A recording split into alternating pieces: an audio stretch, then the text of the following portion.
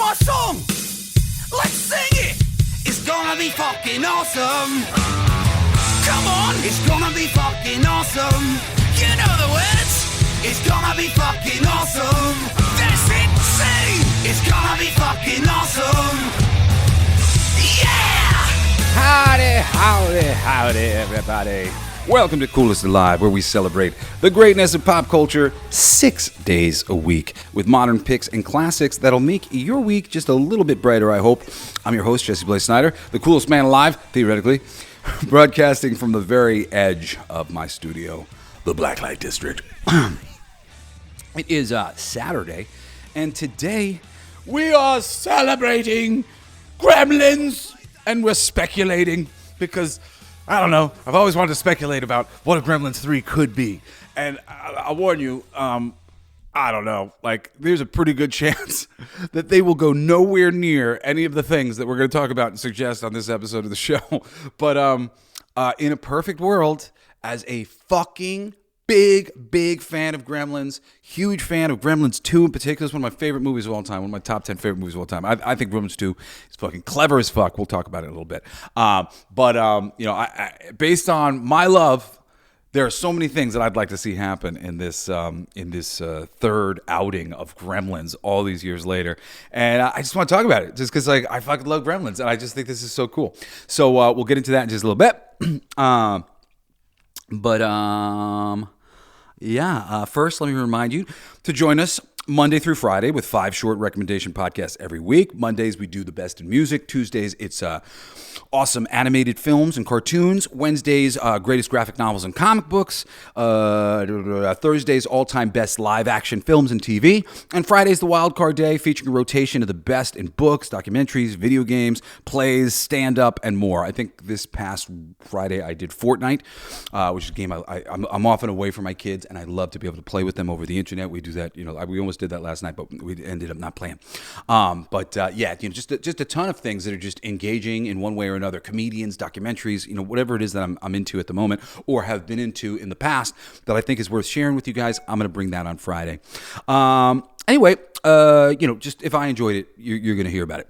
I'm bringing all this shit on Friday. That's the wild card shit. But, previously 5 brief, heartfelt media recommendations, animation and live action, comics and music, every week, Monday through Friday. And they're all somewhere between like 10 and 20 minutes. Like the music ones are usually a little longer. Sometimes if I have something to say, I did Payback with Mel Gibson, and there's a director's cut and a regular version. So like that episode's a little longer because I was talking about both of the episodes and stuff. But I really try to make them short and sweet. And these aren't reviews.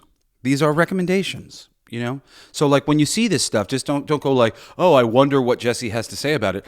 Just go, oh, Jesse has good things to say about that. Like seriously, shorthand. Use shorthand. Like look at the list. I mean, please, listen to some. I appreciate you guys listening, but feel free to just be able to go, oh, at a glance, these are all things that Jesse likes and Jesse recommends. You know what I'm saying? So like you can use it as a list as much as as something to talk about. Generally speaking, I try not to spoil these films and these books and stuff like that. I try to just kind of like, say as much that might encourage you to watch it and make you feel excited about it. Get you to a place where you're like, okay, I'm foaming at the mouth. Let's go check this out. So anyway, I do this like this because, I don't need to hear somebody fucking tearing apart a movie that isn't like, okay, good, I'm not going to watch that. Tell me the things to watch. So I'm just trying to help you guys find out what would be great to watch or read or enjoy. But hold up before we move on to this Gremlins 3 episode.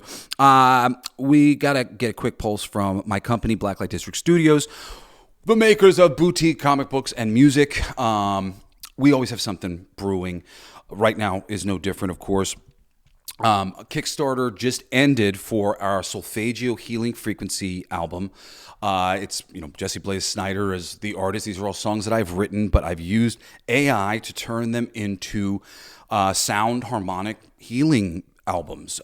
Usually speaking, this stuff is done with chanting and ohms and sounds and bells and stuff, but I did it in a more modern approach. There's no reason why the music on the radio shouldn't be healing us and chilling us out and lowering our heart rate. If we tuned it to the right tuning frequencies, that's what it would do.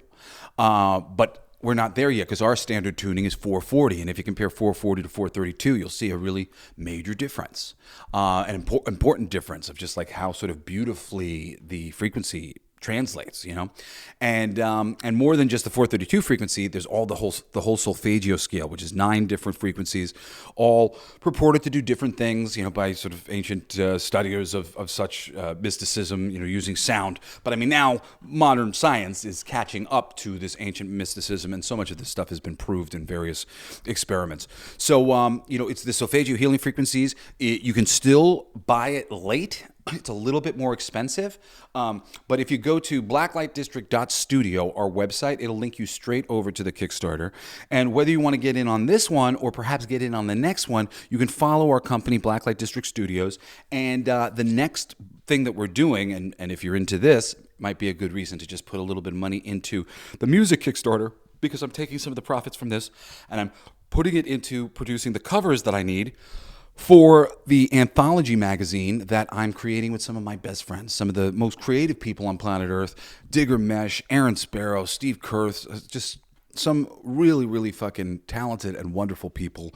I've never been so proud to have my name alongside so many people's names before, and I'm really, really excited to get that project out. So if you want to see the comic book anthology, or if you're interested in the sound frequency healing, or even in the near future, in the new year, we're going to be launching this hemp plastic initiative to get hemp plastic into the forefront, and starting with some simple toys.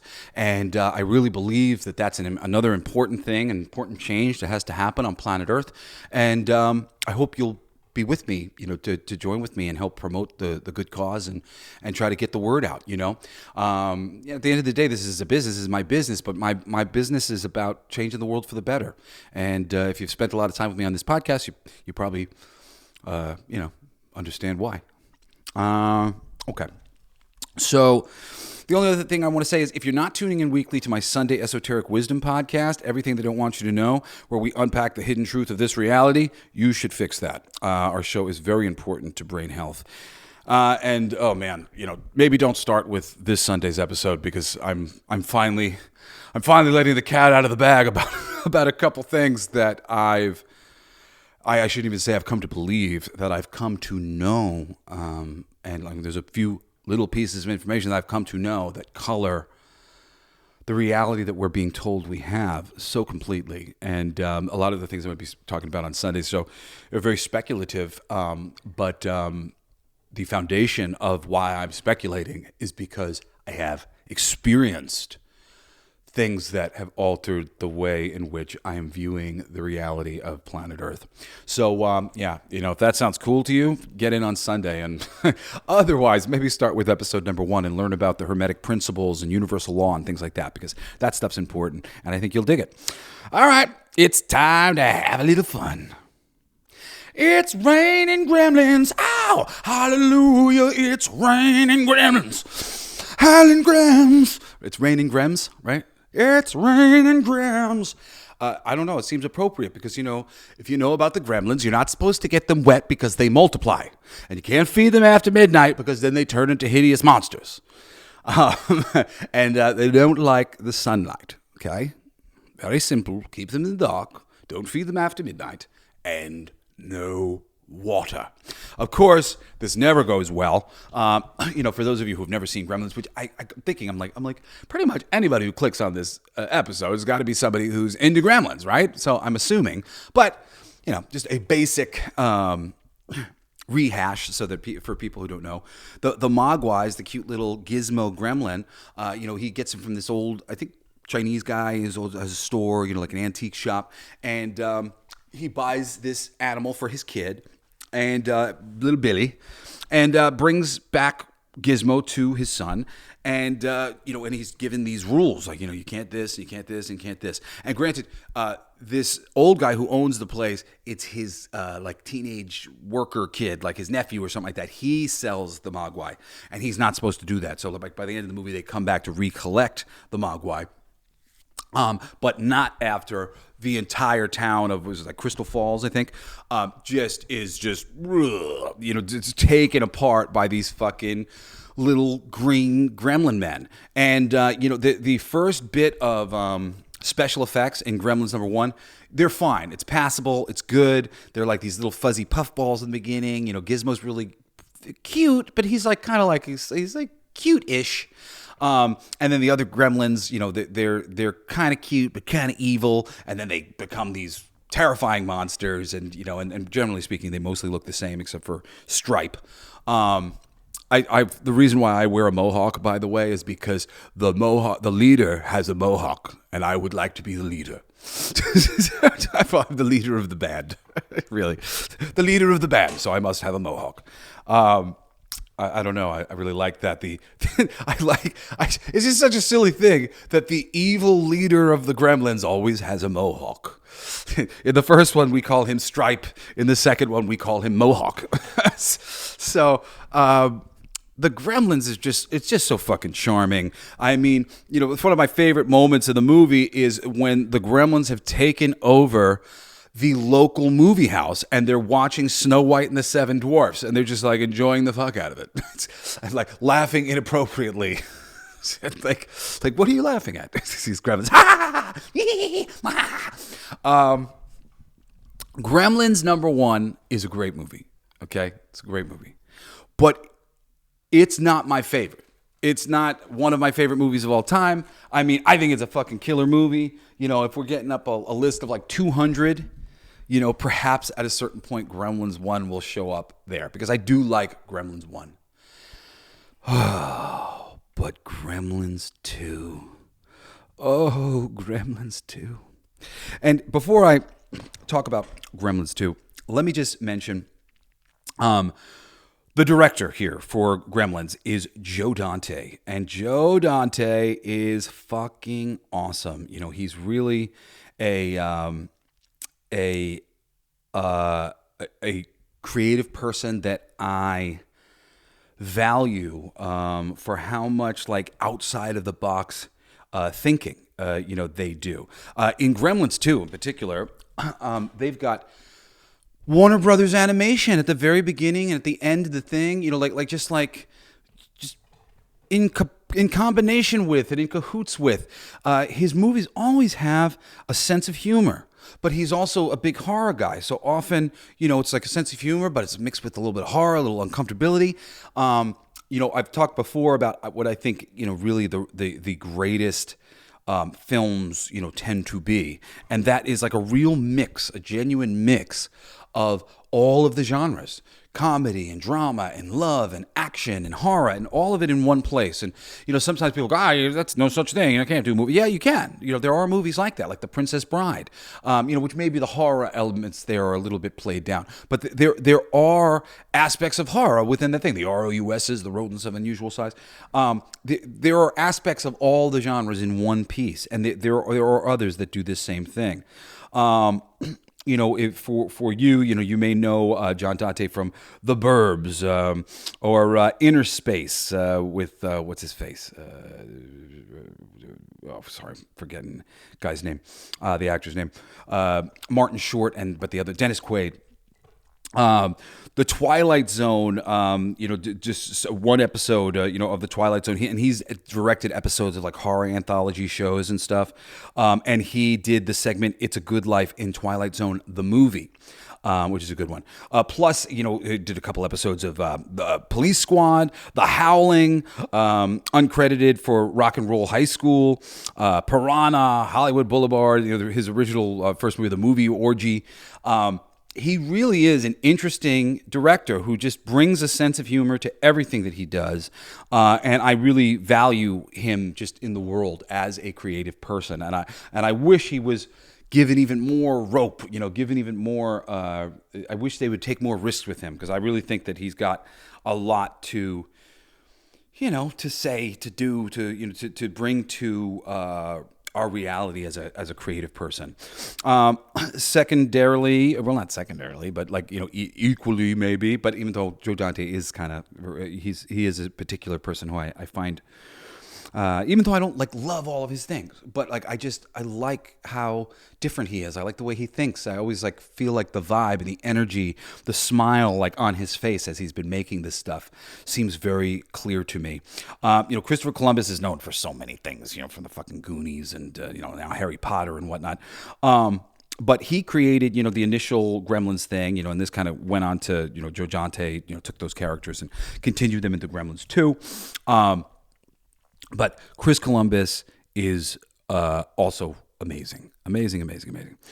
So what I wanted to do here was kind of just take it from Gremlins 2 to a certain degree and just kind of speculate, and you're out there in the audience, and feel free to speculate too. If you have any good thoughts about this or something that you think while I'm contemplating the possibilities, write me at JBS at blacklightdistrict.studio and tell me what what you were thinking when I was talking, because I mean, like, really this is kind of a silly episode of show. I don't know if I've ever done a show exactly like this before. Like, I've speculated on like what Sony should do with the Spider-Man license, whatever, but I don't think I've ever had, they announced a threequel and I went, this is everything you should do. But this just seemed immediately, like, when I heard this, I'm just like, I have so many thoughts on this and what this should be. I need to put them out into the world so that maybe the inspiration will land in the creative people's brains, or maybe they'll fucking hear it and, and take some of our fucking advice. But let's talk about Gremlins 2 and where Gremlins 2 leaves us.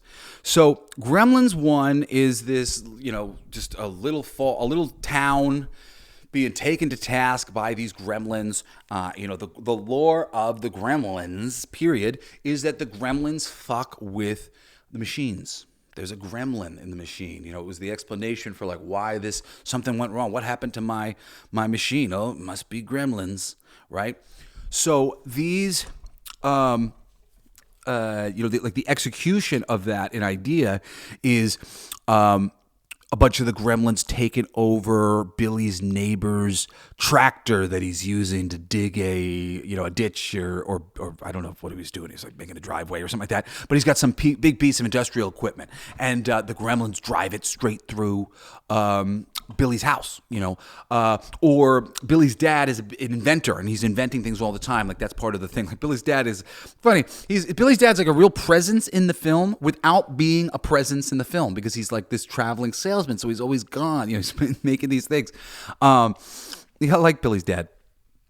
But Billy's dad, as an inventor, the kitchen is loaded up with all sorts of interesting, juicing machines and egg cracking machines and all this stuff.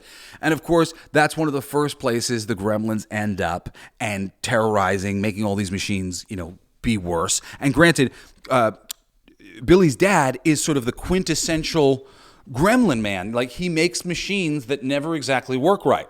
What's wrong with that machine? Well, there's a gremlin, right? So the underlying metaphor of gremlins is like that these beings are going to, use machinery and use the technology to hurt us or break things and fuck up the universe. So now in Gremlins 2, this is taken to, I don't know if you would call it its next logical place, but it's taken to a greater, more extreme location. In this instance, Gizmo gets into the building where Billy is working because he basically is found by these researchers who are trying to demolish and buy the old Chinese antique store where this old man had Gizmo. And so Gizmo ends up like escaping the demolition of the building, and he's caught by these two scientists outside, and he's in this building, this giant clamp, multi-storied building, the Clamp Cable News Network or whatever, who Clamp is a great character. We'll talk about him in a little bit. But they end up in this thing, in this research floor, and the song that Gizmo sings is heard by somebody. He ends up whistling it on another floor. Billy hears the song. He's like, wait, Gizmo's here? Like, I gotta go find Gizmo. But this whole building is a state-of-the-art facility. It is the future. It is talking everything, robots doing the things for you, automation. And of course, what could go wrong, automation, all this shit, and then you introduce Gremlins into the scenario, the famous technology fuckers, and I love, for me, that layer of it, the layer that, like, even though they're just their own biological whatever, the idea that wherever they are, they're going to find the technology and, like, use it for bad. It's just a wonderful mechanism, and we'll talk more about that, because where can this go? I think it can go to a lot of different places. So you've got you like right in the first scene with like after they get fed after midnight. There's like a control hub for the whole building, and they come out of that, and you get Mohawk, but you get a lot of the goofier gremlins who show up on this set for this cooking show, and of course they throw metal utensils into the microwave. I love hearing later, you see what these monsters are doing? They're throwing metal utensils into the microwave. You can't do that. No, you can't do that. Gremlins do that. So it's just a perfect setup for the Gremlins to come into a super highly technological place and participate, in that place by just destroying all the technology and essentially bringing the whole building to its knees. And then the brilliant, chef's kiss cherry on top is that one of the floors of this building is an animal and science research laboratory that's doing all sorts of experiments on all sorts of things. Experiments on spiders, experiments on bats, experiments on vegetables, they have all these different things going on in one place. And when the Gremlins get loose in that lab, oh, man, that's just glorious, because we get to take this whole Gremlins, messing with the technology thing up to the next level, and we get to upgrade the Gremlins in ways that we haven't seen them before that are fucking fun, and the designs of which are incredible. What's his name? I'm going to fucking get the guy's name wrong, who does the special effects for... You know what? I'm just going to search it right now, and I'll see who did creature effects for Gremlins 2. Rick Baker. Yes. Rick Baker and his studio, Rick Baker's Cinovation. The Gremlins 1 was actually a guy named Chris Wallace. He did the original Gremlins. The Gremlins, though, in Gremlins 2 are fucking incredible. If they do not bring back Rick Baker, I'm going to riot. Seriously, Rick Baker, one of the greatest creature effects guys there is. Granted, there's some wonderful creature effects people out there. Henson's Creature Shop is great, and there are more. But Rick Baker is really top tier. I really love his work, and his work in other films, really speaks for itself. If you like creature effects, just type in Rick Baker creatures, and stuff like that, and you'll have, oh my God, so much cool stuff. He was able to bring us all of these, not only did he bring serious cuteness to Gizmo, a serious balance to the cuteness and evil and character of the evil Gremlins, which in the first movie, they basically just kind of look like slightly evil versions of Gizmo. They look very similar ultimately, and identical, really. And in this one, each one is its own gremlin. Each one has its own fur pattern. Each one has its own facial expression and kind of look about it and the way its ears lay and everything. So there's so much differentiation between the gremlins in this movie. And then even when the gremlins maxi multiply and they're there's tons of them, there's thousands of gremlins at once, Rick Baker created at least, I think, 3 or 4 different variations of the same thing. For each one of the molded gremlins, there's one that specifically has a real kind of snake eye kind of thing. I want to say an Asian, a little bit slightly wider set, the length of the eye shape, very slits like he's squinting at you. That puppet is then produced in multiple colors. So there's brown versions of him and there's green versions of him, whatever. And then there's another one that's the more standardized gremlin, who kind of becomes the brain gremlin. There's one of these standardized gremlins who's used and he becomes the brain gremlin. But before he's the brain gremlin, he's just the standard one. And the standard one, again, he's in brown, he's in green. There's all these different color codings for these guys. So really, the amount of variation amongst the gremlins is amazing. You know, like they all fit within a certain parameter, but ultimately, there's just so much variety. And then you get into the fucking the lab where they've got the bat potion and they make a bat gremlin, and you turn Mohawk into a spider gremlin, and we got the brain gremlin out. Now we got a vegetable gremlin. Now we got a girl gremlin. Now we got an electric gremlin. The gremlins that come out of that fucking lab are insane and fucking fun. Fun. You know, and I just the thing that really like pulls it all together for me is actually John Glover, who plays Daniel Clamp, you know, the owner of this TV station. John Glover, he's awesome. John Glover has it's really little part in the director's cut of Payback with Mel Gibson. It's a slightly bigger role in the non-director's cut.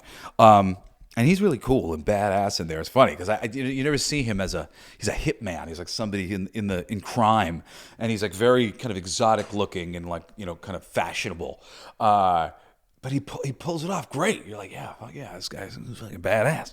And in this movie, Clamp, the character that he plays with Clamp, is, oh my God, this glorious, ever smiling, blowhard kind of CEO who's like a little bit of a jerk because he's got like a certain amount of like prestige and privilege, you know, to him. But at the same time, he's like kind of genuine and like positive, and he's trying to, he's like, he's coming from a good place.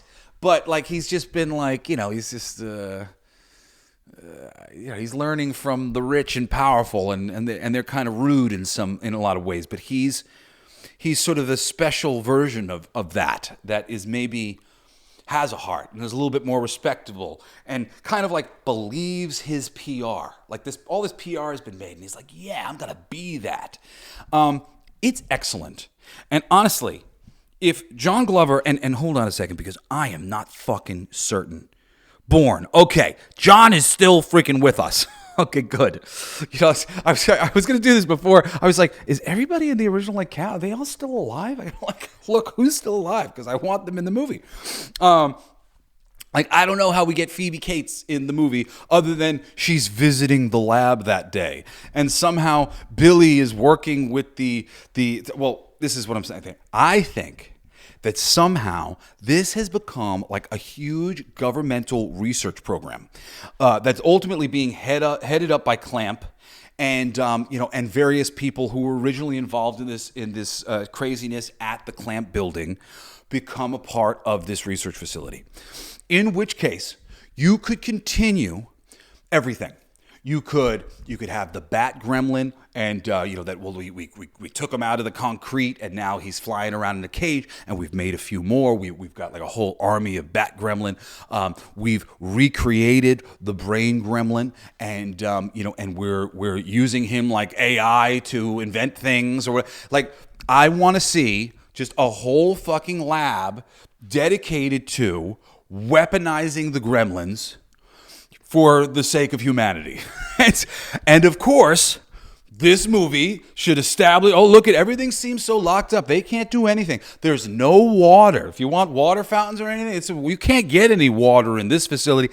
And then somehow the water's coming, man. Somehow everything there's getting soaked. Somehow this shit's getting blown up. You know, we could bring back the lab. You know, there's the lab was so effective. The electric gremlin, they probably still found him somewhere. He's somewhere. They got an electric gremlin.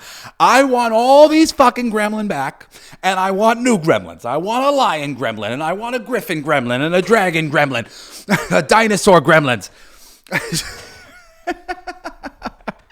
I'm telling you, man, if this movie comes anywhere close to what I'm like hoping for, it's got to be my new favorite movie ever. But I mean, granted, Gremlins 2 is so good, I can't imagine we can do any better than that. But if we can just get close here, okay? Close. So, requirements now. We need Clamp, okay? We need Mr. John Glover. We've got to figure out how to get Phoebe Cates in there. And we need Phoebe to tell us another horrifying terrible, long, kind of drawn out and dramatic story about some holiday that she no longer likes because something terrible. This is an ongoing joke if you haven't seen in Gremlins 1. I forget what the story is in Gremlins 1, but I think in Gremlins 2, she tells a story about Abraham Lincoln. Oh, yeah. Story is about Santa Claus. In the first movie, it's about her dad getting stuck down the chimney and then finding him in a Santa costume days later, dead. And like, that's how she found out. Oh, God. Terrible. And then the follow-up, there's like an Abraham Lincoln story that gets interrupted in the second movie. If we don't get a third terrible story from Phoebe Cates, I'm going to be very upset. Okay, so let's make that happen. Then we got Zach Galligan, Billy, the original character. Shout out to Zach. I've never met Zach. I hear he's a wonderful dude. My brother is friends with him. My brother Cody and his fiance, or his wife, sorry, Tanya. They do an awesome podcast now called Acid for Squares. You should check it out. If you're a listener to Everything They Don't Want You to Know, you would enjoy their Acid for Squares podcast. Quite cool. The Halloween episode that was just released, I told a scary UFO story, or one that I find scary, that happened to me. And but my brother is famous for directing as well, and he's smaller scale type guy, but he's won awards and really fucking talented, and so he's got lots of actor friends and whatnot, people who have been interested in like working with him before or whatever else, and Zach Galligan is one of them, and he says Zach's a lovely guy. I was like, that's good to hear because I fucking love Gremlins. Tell him I love him and I love Gremlins. Howie Mandel's still alive. Of course, we got to get Howie Mandel back to be Gizmo. Of course. Wait, we got to find out. Is he alive? No, he's dead. Fuck. Tony Randall from The Odd Couple did the voice of the brain gremlin. And he died in 2004. Fucking A. So, okay. We got to get a Tony Randall impersonator. I'd really like a Tony Randall impersonator. But they're not going to go for that. They're going to be like, and waste the opportunity to promote some comedian as being a part of this movie? All right. There'll probably be a new brain gremlin or multiple brain gremlins. I don't know who we're going to get, but I would like a Tony Randall impressionist.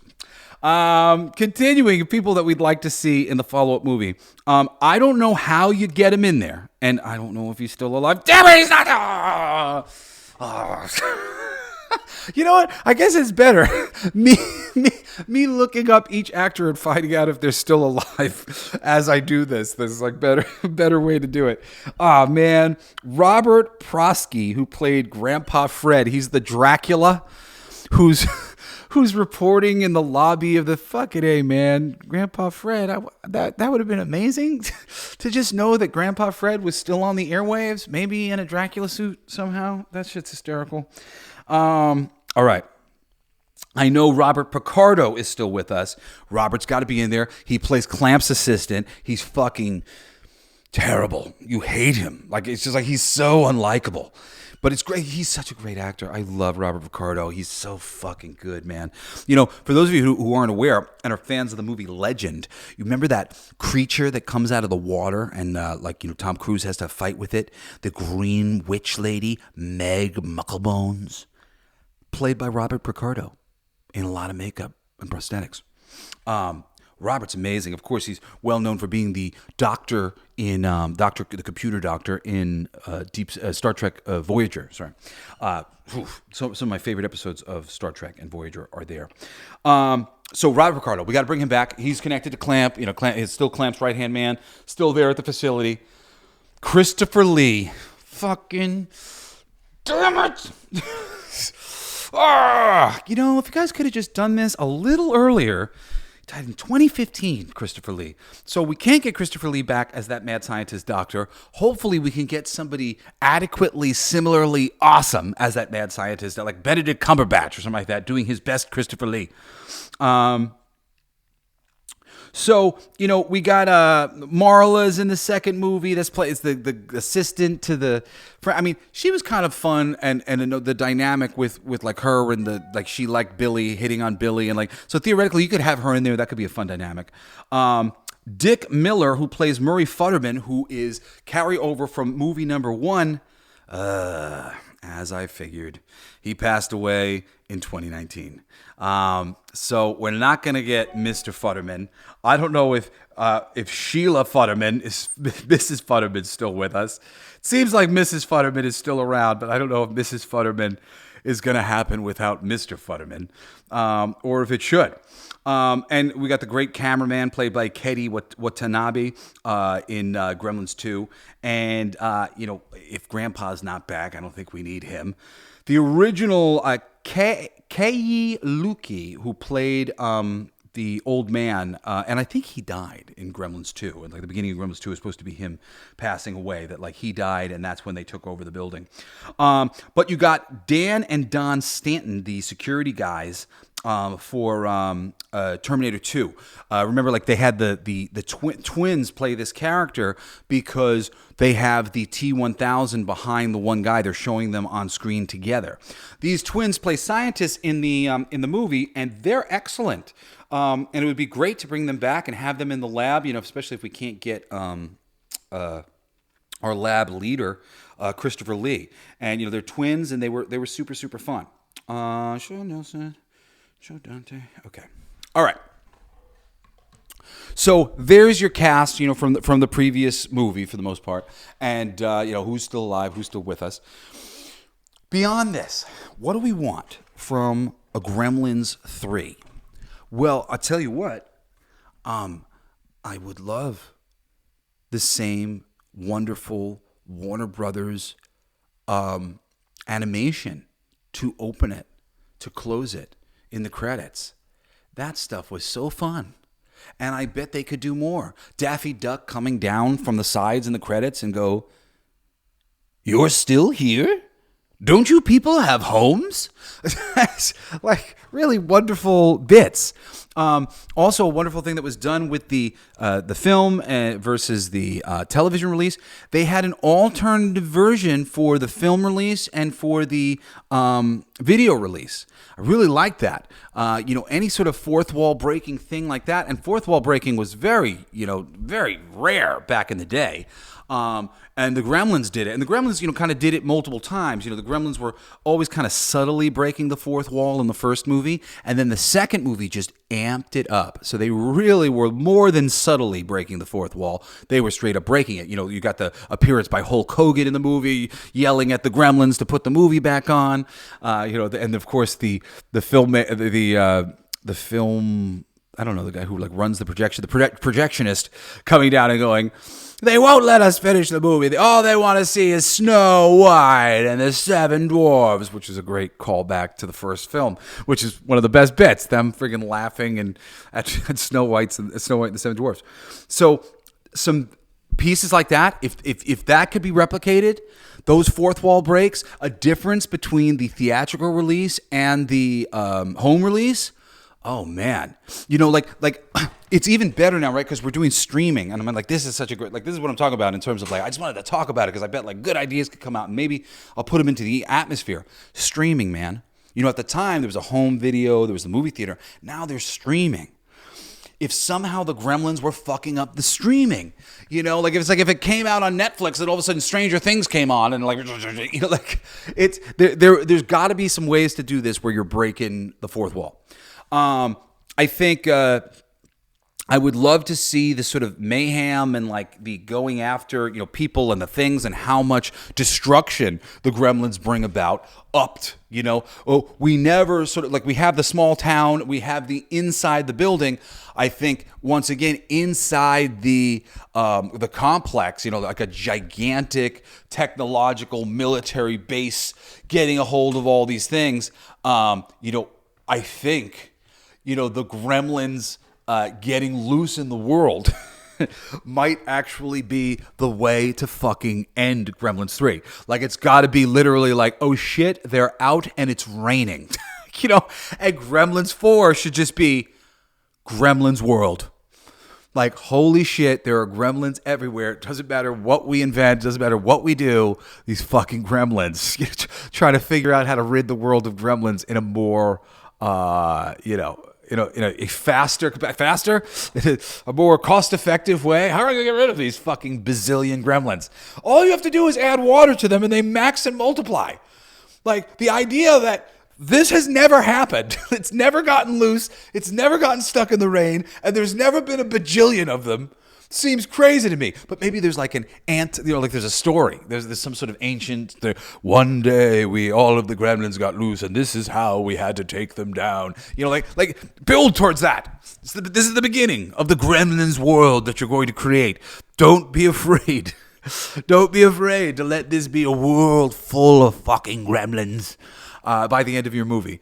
And I really do think that military installation, super high technology, trying to weaponize the gremlins, utilizing the previous cast from the other movies in one way or another because of their experience with the gremlins, like to bring them all in, but also be filled with, a cast of characters who we kind of don't like because they're abusive. They're experimenting on these beings, like where you're rooting for the gremlins to some degree because you're like, this fucking, so look what they're doing to the gremlins. Like they want them for selfish reasons. They want them for war. They want them for profit. And like that could really be great because, at that point, that's when you have the moment where you're like, oh yeah, Jason, kill that motherfucker. Like, get him, Freddy.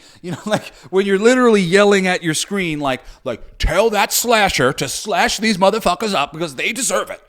They deserve it. They deserve it. They deserve it.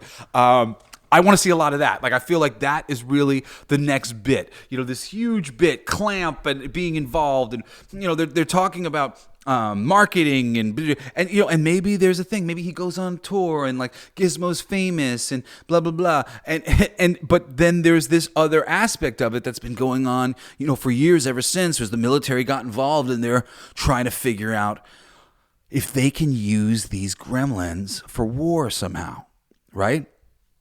And, it's interesting because I'm like, could you use them for war? It'd be like really dangerous. Like, oh shit, we're going to send some gremlins, but they might get wet. And if they get wet, there's going to be 20 of them. We've got a mind control chip in the one, but now there's 20 and we don't have mind control chips in those.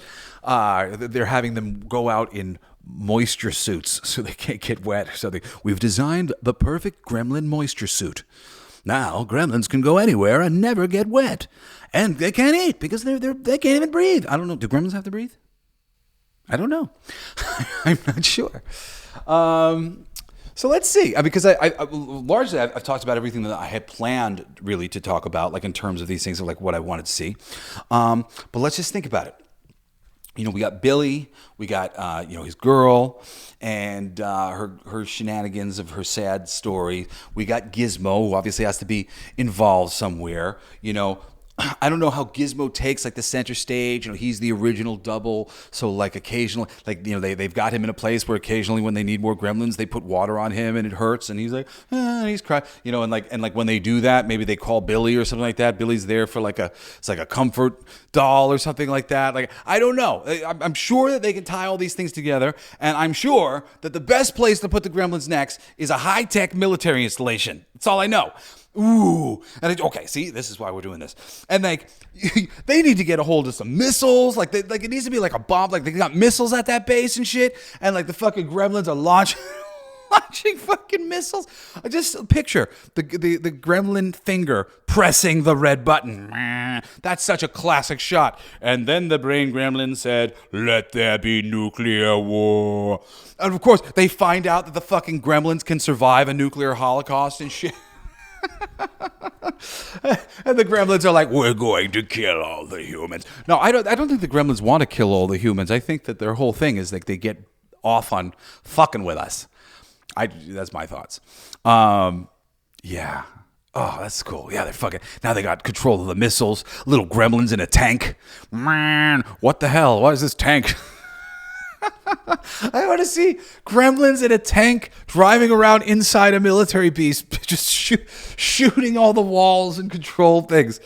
Oh, God. I'm so excited about this movie. I probably shouldn't get this excited about this movie. I mean, Hollywood isn't capable of like doing anything right anymore. And invariably, he's going to get production notes and there's going to be things of like what he should do or shouldn't do. I'm hoping that the main reason why this is like taken so long is because Joe Dante has said like he wanted a certain amount of creative control and the executives were like, nah, like we want to do it a certain way. And like he just wasn't down. And finally they said, all right, we'll do it however you want to do it. If this is all right, we'll do it however you want to do it, because ultimately that's what happened with Gremlins 2. And it's very rare, all right, we'll do it however you want to do it. But Gremlins 2 is this amazing, like, fucking, man, did we luck out that they let him do it the way he wants to do it. It's so brilliant. It's so smart, so well thought out, well conceived, well written, well performed, well shot, well executed. It's funny, it's scary, it's fun, it's romantic. It's just a little bit of everything, as are most of my favorite movies. Gremlins 2 is seriously, I consider it a masterpiece. Me and my buddy Aaron Sparrow, we talk about this all the time. There's lots of people who think it's like over the top and silly, but the underpinning ideas behind why everything is being done are not just sensical, they're brilliant. The basic metaphor of what these beings represent, this chaos amongst progress, like the yanking backwards, pulling us backwards into the Stone Age. I'm such a fucking fan of Gremlins 2 in particular, and just the Gremlins as a fun concept. Just the Gremlins is a fun concept. Gremlins 1 is super fun. There's a lot of movies kind of like it that I enjoy as well. Like I've been watching Critters. I might do an episode on Critters next Thursday for one of our short movie things. Critters are a lot of fun. I just watched Critters 1 and I'm almost done with Critters 2. I haven't seen them since I was a kid, but there's just something very charming about them. These movies are just really universal, I feel like. They're movies that children can enjoy and adults can enjoy together. And I love things like that. I love the things that generations can come together and enjoy, as a group. And I mean, considering the way in which Star Wars and Star Trek and the Marvel Universe and the DC Universe and like every single sort of geek culture fringy thing that has like ever been developed, and was like a fucking merchandising juggernaut, like something like Gremlins, where like there's a lot of love and a lot of buying gizmo stuff and things like that. Every one of these fucking properties has been destroyed. And the proof of their destruction isn't the entertainment. It is that they can't sell merchandise anymore. Star Wars can't sell merchandise. I mean, Star Trek has always had a little bit of a struggle here or there. But I mean, these brands are tanking. Wouldn't it be amazing if they got Gremlins right? And there was just a 1, 2, 3 of these films, and they were glorious. Now, granted, the one thing I'll say about that does give me like a little worry, they did a Gremlins animated series, and I didn't watch it, mostly just because I didn't have like access to it from whatever the platform, I forget what platform it was on. But I went out of my way to find out about it, find out what it was about and whatnot. And based on what I heard, it just really seemed like a fucking strange choice. Strange choice for, like this Gremlins animated series. And I really wasn't like plussed by it at all. And I didn't try to seek it out and try to figure out how to watch it because it didn't sound like something that interested me. If you watched it and you liked it, or you have anything else to say besides what I just said about it to me, you can write me at JBS at blacklightdistrict.studio. That's the new email. So that kind of freaked me out like a little bit, where I was just like, I don't know. Are they going to fuck it up? They might fuck it up. So they might fuck it up. It's okay. They fuck up everything else. It is lovely that we might get this, okay? Specifically, Joe Dante has said, and I think it was either Joe Dante or Christopher Columbus, had said that if they did a Gremlins 3, they would do practical effects, okay? They said that already. A lot of people immediately went, great, it'll be CG. Yes, I agree. That would be fucking awful. If we got Rick Baker back in there and we did this shit again, and it was like, and CG was just like used to amplify or whatever, that would be incredible.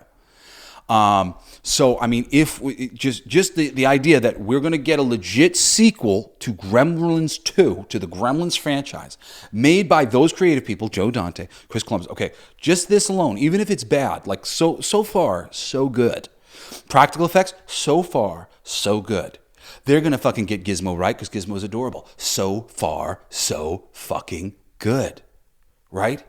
So now when we start getting some, in the next year, I'm sure casting will start to be announced. And as the casting gets announced, we'll be able to find out, okay, as the creature effects are announced, is it Rick Baker? we'll find out. We're going to find out about who's involved. And I'm sure bits of the story will start to come out. And rather quickly, we're going to be able to start to tell how excited we might be for this story. You know, what I just laid out to you here, the idea of them being in a high-tech military base, I think that is the stakes, the highest that we can make them moving from Gremlins 2 to this. I suspect that ultimately Joe Dante has to do something like that. Has to. Because, he saw that, okay, we're going to go from here, we're going to go to the high tech, and this is what made Gremlins 2 so great. So he knows that people love Gremlins 2. He knows that people think it was so great because we upgraded that thing. And he's going to be looking for a place to put the Gremlins that makes sense.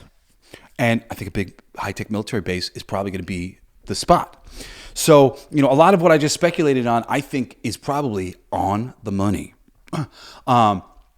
Some of the things are just possibilities that are right there, and maybe they'll take them. Maybe they'll grab them. Maybe they will get these people, get as many of these actors back as we can who are still alive. And maybe we'll get as many of these like alternative versions of these Gremlins back, but like in slightly new ways. If we get any of that, holy shit, man. I'm just so excited. I will go to the movies so excited. I will be bringing my kids, be bringing my friends, and just sit down to enjoy Gremlins 3. Fucking how many years after Gremlins 2? 1990. So fucking 36 years later, Gremlins 3. Is that like the biggest gap in a fucking sequel that's ever happened? I'm sure there's like a direct sequel, because that's kind of crazy.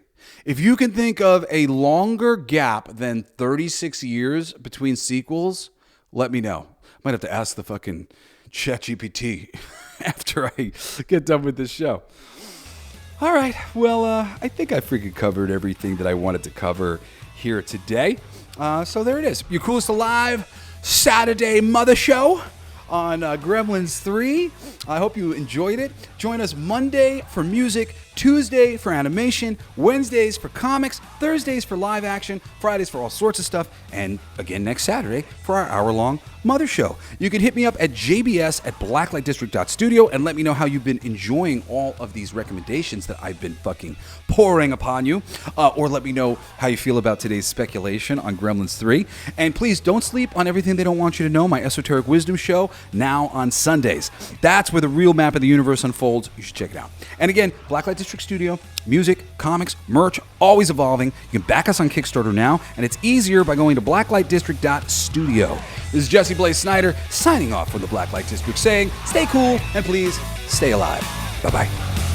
You've been listening to Coolest Geek Alive with me, your host, Jesse Blaze Snider. Don't forget to rate, comment, and subscribe for more excellent geek culture content. Thanks for listening. It's my favorite part!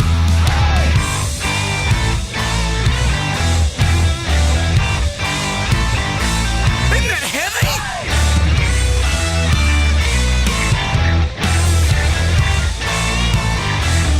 I played that! It's gonna be fucking awesome! Coolest alive! It's gonna be fucking awesome! Stay with your tribe! It's gonna be fucking awesome! Revenge of the Geeks! It's gonna be fucking awesome! Week after weeks! It's gonna be fucking awesome! Laughing with you! It's gonna be fucking awesome! And crying sometimes too! It's gonna be fucking awesome! Spelling it out! It's gonna be fucking awesome! Making you shout!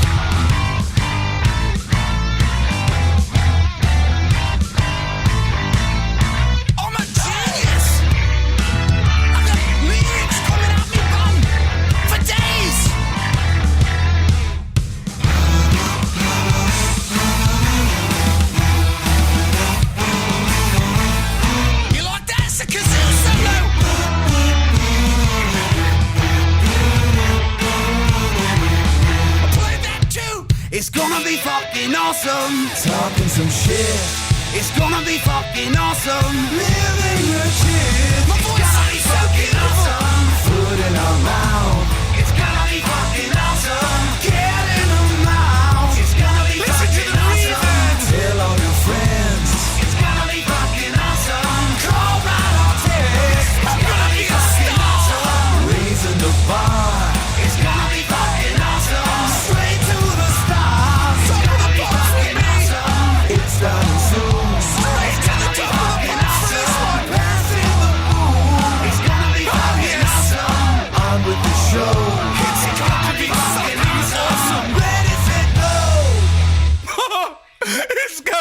fucking awesome. Fucking awesome. It's gonna be fucking awesome. Just wait. You'll see. You'll all see. You'll all see. The podcast playground.